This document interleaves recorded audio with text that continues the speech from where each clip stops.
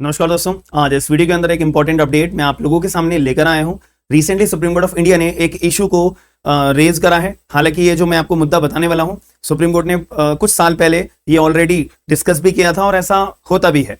जैसे कि ये जजमेंट का हम नाम पढ़ लेते हैं, Shri Chand Rajaram Kukreja and another versus the state of Maharashtra and another 2025 supreme court. अब यहाँ पे आपको समझने वाली बात यह है कि अगर मान लेते हैं कि दो पार्टीज के बीच में अपने आप में एग्रीमेंट होता है या कॉन्ट्रैक्ट बनाते हैं, ए नाम के व्यक्ति ने एंड बी नाम के व्यक्ति ने अपने आप में कॉन्ट्रैक्ट बनाया। किस चीज का कॉन्ट्रैक्ट? भाई तुम जो है ना ये अपना घर का मेरा एक मकान कंस्ट्रक्ट करके मुझे दोगे तो उसके बदले में मैं तुम्हें फला फला पैसे दूंगा। मैं इसके एग्जाम्पल में आपको 50,000 रुपए बोल देता हूँ, 50,000 रुपए मैं आपको दूंगा।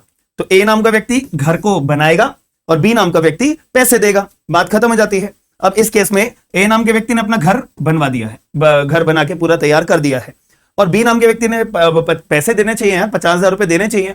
तो बी ने क्या करा, पैसे अभी 30,000 रुपए दे दिए, ठीक है, 30,000 रुपए दे दिए, 20,000 रुपए अभी बकाया है, यानी कि 20,000 रुपए भी बकाया है, ये भी पे नहीं करे हैं। अब मैं आपको एक एग्जांपल दे रहा हूं सारी की सारी चीजों को, ताकि आप इजीली समझ पाओ honourable supreme court of India ने क्या बोला गया है और क्या आजकल के सेंस में या फिर आजकल के ट्रेंड में जो चीजें चल रही हैं। तो अब ऐसे केस में ए नाम का व्यक्ति अब बी के घर पे जाएगा, भाई मेरे पैसे दे दो यार 20,000 रुपए, ठीक है। बी नाम का व्यक्ति टाल देता है कि अभी दे दूंगा या बाद में दे दूंगा। अब यहां पे क्या मामला बनता है कि अब ए नाम के व्यक्ति के पास क्या अधिकार है? अगर बी नाम का व्यक्ति पैसे नहीं दे रहा है, कॉन्ट्रैक्ट बना हुआ है, तो अब ए नाम के व्यक्ति के पास क्या अधिकार है? वो जाएगा भाई सिविल कोर्ट के अंदर, तो सिविल कोर्ट के अंदर अपना मामला दायर करेगा, ठीक है। या तो ब्रीच ऑफ द कॉन्ट्रैक्ट का मामला बन सकता है, डैमेजेस क्लेम कर सकता है, कंपनसेशन क्लेम कर सकता है और बहुत सारी और भी रेमेडीज होती हैं, सिविल रेमेडीज हैं, एसआरए के अंदर जा सकता है, ठीक है। तो उसके अंदर ए नाम का व्यक्ति अपने पैसे क्लेम करेगा एंड सिविल सूट भी फाइल कर सकता है रिकवरी ऑफ मनी का सीपीसी के अंदर। तो हम अपना सिविल प्रक्रिया शुरू कर देंगे। बट अगर मान लेते हैं हमें सिविल कोर्ट में नहीं जाना, बी नाम के व्यक्ति को धमकाना भी है, डराना भी है और साथ में इसको सिविल कोर्ट के अंदर घसीटना भी है और आखिर में इससे पैसे तो लेने ही है हमें।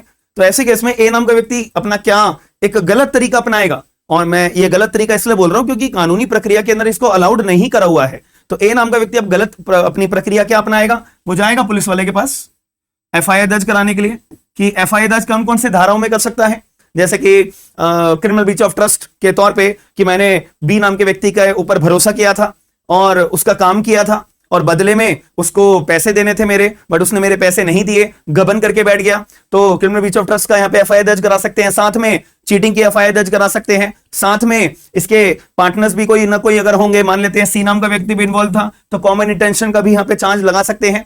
अब इस केस में एफआईआर दर्ज करवा दी ए नाम के व्यक्ति ने बी के खिलाफ, सी के खिलाफ, एज अ केस में भी। अब मामला गया क्रिमिनल कोर्ट के अंदर, एफआईआर दर्ज हो गई है, तो एफआईआर के बाद में पुलिस वाले क्या करेंगे? इन्वेस्टिगेशन करेंगे, इन्वेस्टिगेशन के बाद चार्जशीट फाइल करेंगे। तो यहां पे मैं लिख देता हूं, अब चार्जशीट फाइल होगी। अब चार्जशीट फाइल हो गई है, यानी कि पुलिस वालों ने बी के खिलाफ और सी के खिलाफ अगर चार्जशीट फाइल कर दी है तो उनको मुजरिम बना दिया है, अक्यूज बना दिया गया है। ए नाम के व्यक्ति ने जो एफआईआर दर्ज कराई है बी एंड सी के खिलाफ, तो मुजरिम बना दिया गया है, बात खत्म हो जाती है। अब क्या होगा? अब इस केस के अंदर एक छोटी सी बात आपको समझनी है, सारा का सारा मामला हम स्टार्टिंग से अगर समझे तो क्या ये सिविल मुद्दा, क्या ये क्रिमिनल मुद्दा है?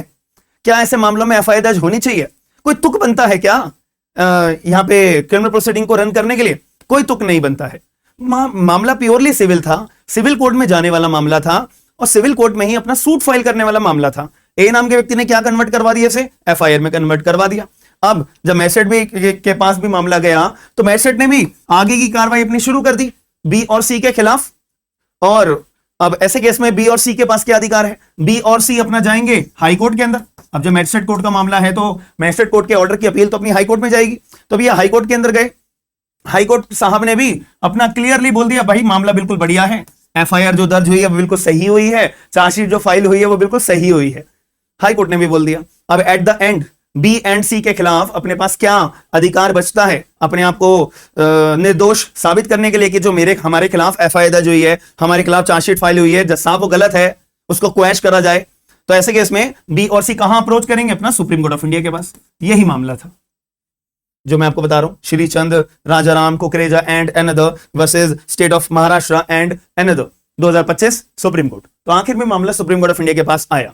तो सुप्रीम कोर्ट ने ऑब्वियस बात है, जब मामला हाईएस्ट एपेक्स कोर्ट के पास जा रहा है तो वो तो सारी पूरी जांच करेंगे, एक एक चीज की जांच करेंगे। तो ऐसे केस में पहले ए और बी का कॉन्ट्रैक्ट पूरा पढ़ा, और कॉन्ट्रैक्ट पढ़ने के बाद एफआईआर को पढ़ा, एफआईआर को पढ़ने के बाद चार्जशीट को पढ़ा। तो honourable supreme court of India के सामने दिमाग में बिल्कुल क्लैरिटी आ गई कि मामला जो है सिविल का है, बिना वजह ए नाम के व्यक्ति ने क्रिमिनल मुद्दा बनाया है। तो honourable supreme court of India ने पहले तो ऑब्वियस ही बात है, जब क्लैरिटी आ गई है तो यहां पे बी और सी के खिलाफ जो एफआईआर दर्ज हुई थी उसको क्वैश करा, दूसरा जो चार्जशीट फाइल करी गई थी पुलिस वालों के द्वारा उसको क्वैश करा, तीसरा हाईकोर्ट का जो ऑर्डर था कि अपहेल्ड करते हैं मैजिस्ट्रेट के ऑर्डर को, उसको क्वैश करा, पूरे के पूरे केस को ही क्वैश कर दिया। और यहां पे ऑर्डर करा कि भाई जो ए नाम का व्यक्ति है वो जो बिना वजह सिविल के मुद्दे को क्रिमिनल बना रहा है, ऐसा कानून के अंदर जो प्रक्रिया करना कोई भी व्यक्ति करता है तो वो बैड इन लॉ है, abuse the process of law है, कि आप जो है बिना वजह ए बी नाम के व्यक्ति को धमकाने के लिए, बी नाम के व्यक्ति से पैसे रिकवर करने के लिए आप जो है क्रिमिनल प्रोसीडिंग का अपना यूज कर रहे हो, ये बिल्कुल गलत है और ऐसा कानून के अंदर अलाउ नहीं होता है। साथ में ए नाम के व्यक्ति, आपके पास सीधा मामला तो था यार, अपना सिविल कोर्ट में जाओ, बट वही है ना कि अगर एफआईआर दर्ज हो गई है, चार्जशीट हो गई है, तो बी नाम के व्यक्ति के ऊपर दबाव पड़ेगा कि जेल जाने का दबाव पड़ेगा। और ऑब्वियस ही बात है कि अगर आपके खिलाफ छोटे से छोटे मामले के ऊपर भी एफआईआर भी दर्ज हो जाती है तो हमारा एक इंडियन कल्चर ये है कि मन में घबराहट हमारे सबसे पहले पैदा जरूर हो जाती है कि एफआईआर दर्ज हो गई है, पुलिस वाले अरेस्ट कर लेंगे। और सबसे पहले एक बहुत इंपॉर्टेंट बात हमेशा जीवन में याद रखिएगा कि अगर एफआईआर दर्ज आपके ऊपर हो भी गई है ना, तो भी टेंशन लेने वाली बात नहीं है। एफआईआर दर्ज हो गई है इसका मतलब ये नहीं है कि पुलिस वाले आपको उठा के एकदम जेल में बंद कर देंगे, अरेस्ट करने आ जाएंगे। अगर वो कर भी रहे हैं तो एक बेहतर वकील के पास हाथों हाथ आप अप्रोच करिए, कि ऐसे कोई पुलिस वाले के पास अधिकार नहीं है कि एफआईआर दर्ज कर लिया तो वो उठा लेंगे आपको, अरेस्ट कर लेंगे आपको। उसके लिए सबूत भी तो चाहिए चार्जशीट बनाने के लिए। और यहां पे honourable supreme court of India ने बोला चार्जशीट पढ़ने के बाद में कि भाई अच्छा पुलिस वालों, आपने बी एंड सी के खिलाफ चार्जशीट फाइल करी है, एक चीज बता दो अपने चार्जशीट के अंदर कि जो एफआईआर के लिए लेजिटिमेट हो। एफआईआर के लिए लेजिटिमेसी क्या होती है कि मामला जो है वो कॉग्निजेबल इन नेचर का हो।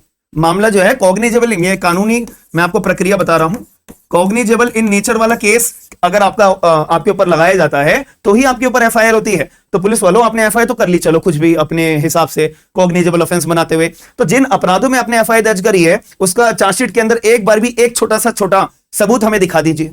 कोई सबूत है ही नहीं तो दिखाएंगे क्या? तो इसीलिए एफआईआर दर्ज कर दी है, इसका मतलब ये नहीं है कि आप कोई परेशानी वाली बात है, पर चार्जशीट के अंदर क्या सबूत पुलिस वालों के द्वारा पेश करे गए हैं मैजिस्ट्रेट की कोर्ट में, वो मुद्दे वाली बात है।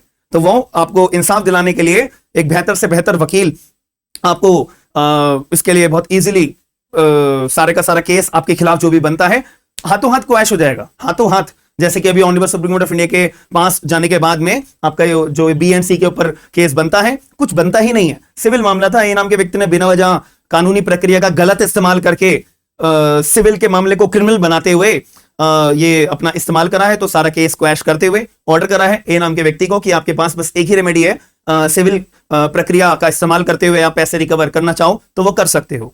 और यहाँ पे honourable supreme court of India ने इन दोनों के डिस्प्यूट के बारे में, वो मैटर ऑफ जुरिडिक्शन नहीं है, बिकॉज जो अपने आप में ऑनरेबल सुप्रीम कोर्ट ऑफ होती है वो कोर्ट ऑफ लॉ होती है, कोर्ट ऑफ फैक्ट नहीं होती है। कोर्ट ऑफ फैक्ट हमारी होती है लोअर कोर्ट्स, सबऑर्डिनेट कोर्ट्स। हालांकि जो मैंने वर्ड यूज करा है लोअर कोर्ट, वो गलत वर्ड यूज करा है। ये बात भी honourable supreme court of India ने अपने रीसेंट जजमेंट में बात क्लैरिफाई करी थी कि लोअर कोर्ट ना बोलते हुए इनको सबऑर्डिनेट कोर्ट बोलना चाहिए। ठीक है जी। तो आई होप आपको जो इस वीडियो के माध्यम से मैंने प्रक्रिया बताई है आपको इजी रूप से समझ में आई होगी। और जो ये गलत प्रक्रिया का इस्तेमाल करते हैं तो आपके पास भी पूरा पूरा अधिकार है कि आपके ऊपर जो भी क्रिमिनल केस दर्ज हुआ है उसको आप क्वैश करा सकते हो बहुत जल्दी। और अगर आपके साथ भी ऐसा कुछ होता है तो ये कानूनी प्रक्रिया को ध्यान जरूर रखिएगा। और अगर वीडियो पसंद आई है और ऐसे ही लेटेस्ट जजमेंट्स आप लोग देखना चाहते हो और इजी शब्दों के अंदर आप लोग कानूनी प्रक्रिया को समझना चाहते हो तो वीडियो को लाइक जरूर करिएगा, शेयर जरूर करिएगा और लोगों को शेयर करने के बाद में अवेयर जरूर करिएगा। और चैनल को सब्सक्राइब अगर नहीं करा है तो आप लोग कर लीजिएगा।